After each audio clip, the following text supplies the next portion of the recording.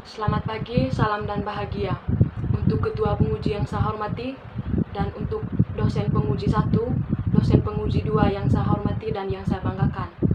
Nama saya Marcelina Murni, NIM 2017 017124. Baiklah, di sini saya akan mempresentasikan hasil penelitian saya dengan judul Pengaruh Manajemen Laba, Perencanaan Pajak, dan Komite Audit terhadap Nilai Perusahaan, dengan studi kasus pada sektor infrastruktur yang terdaftar di Bursa Efek Indonesia periode 2015 sampai 2019. Latar belakang dalam penelitian ini adalah saat ini perusahaan dihadapkan dengan persaingan yang keras agar dapat bertahan dalam pasar global. Ketatnya persaingan dalam dunia bisnis menjadi pemicu bagi manajemen perusahaan agar mampu menampilkan nilai terbaik dari perusahaan yang dipimpinnya. Salah satu contoh kasus praktik manajemen laba yang terjadi dilakukan oleh PT Garuda Indonesia Persero Tbk yang dilansir dari financedetik.com. PT Garuda Indonesia melakukan transaksi kerjasama dengan PT Mahata Aeroteknologi yang nilainya sebesar 239 juta US dollar yang diakui sebagai pendapatan oleh PT Garuda Indonesia, sehingga perusahaan mencatat sebagai laba pada tahun 2018.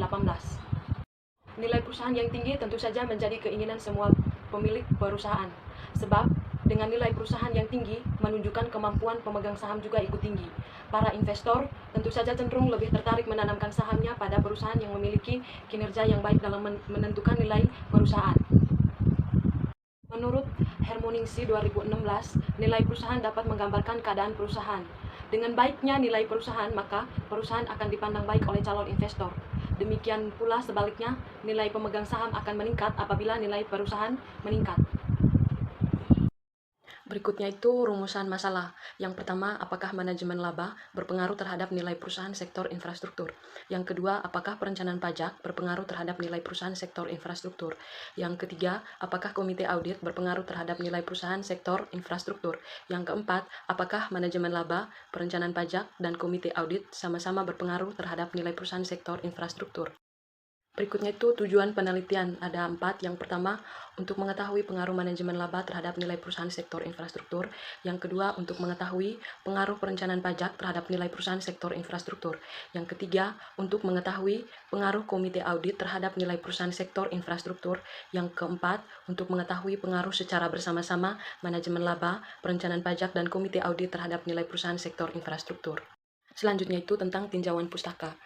Yang pertama, nilai perusahaan adalah persepsi investor terhadap perusahaan yang sering dikaitkan dengan harga saham. Harga saham yang tinggi membuat nilai perusahaan juga akan ikut tinggi. Menurut Amirsal dan Rohman 2017, yang berikut manajemen laba adalah intervensi dengan mempunyai tujuan tertentu dalam proses pelaporan keuangan eksternal untuk memperoleh beberapa keuntungan profit atau sebagai lawan untuk memudahkan operasi yang netral dari proses tersebut. Itu menurut Hernawati 2018. Yang ketiga, perencanaan pajak atau tax planning adalah langkah awal dalam manajemen pajak. Tahap ini dilakukan pengumpulan dan penelitian terhadap peraturan perpajakan agar dapat diseleksi jenis tindakan penghematan pajak yang dilakukan. Meminimumkan kewajiban pajak adalah enggan penekanan pajak, menurut Hendra dan Erinos 2019. Yang terakhir, komite audit sebagai salah satu mekanisme corporate governance mampu mengurangi praktik manipulasi dan kecurangan dengan menjunjung prinsip corporate governance, transparansi, fairness, tanggung jawab, dan akuntabilitas yang ada prosesnya menghambatkan praktik kecurangan dalam manipulasi dalam perusahaan, menurut Vidyaningsih 2018.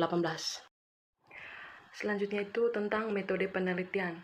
Populasi dalam penelitian ini sebanyak 57 perusahaan sektor infrastruktur yang terdaftar di Bursa Efek Indonesia periode 2015-2019.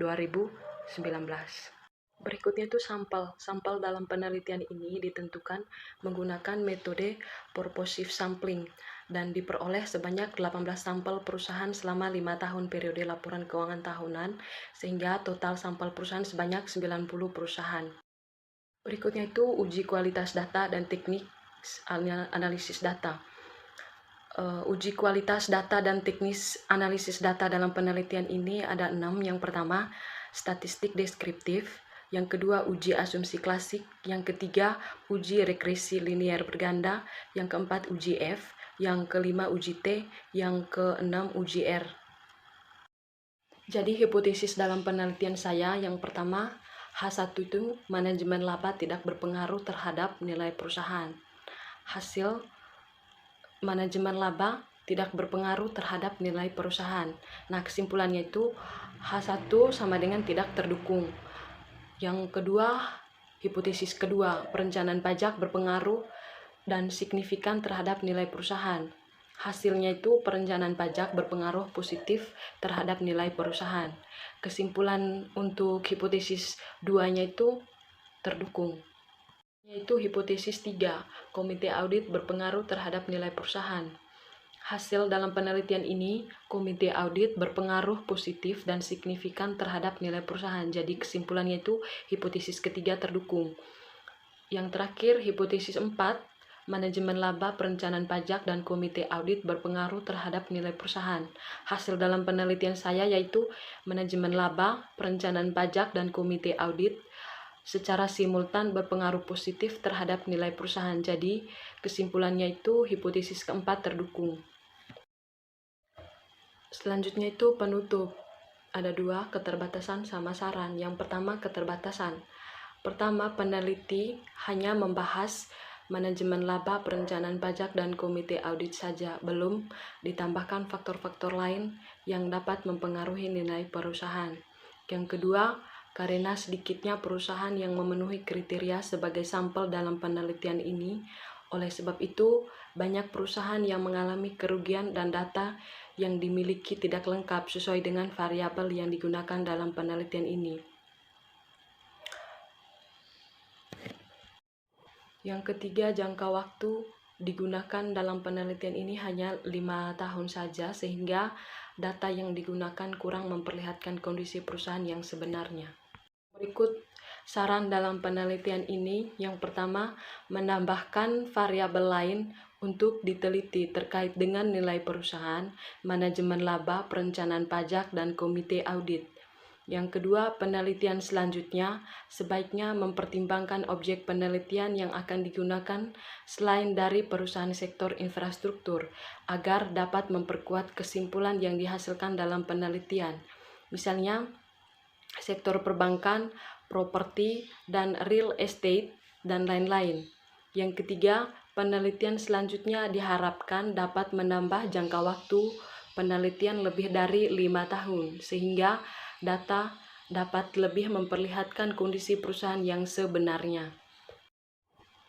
Sekian presentasi hasil dari penelitian saya. Terima kasih. Salam.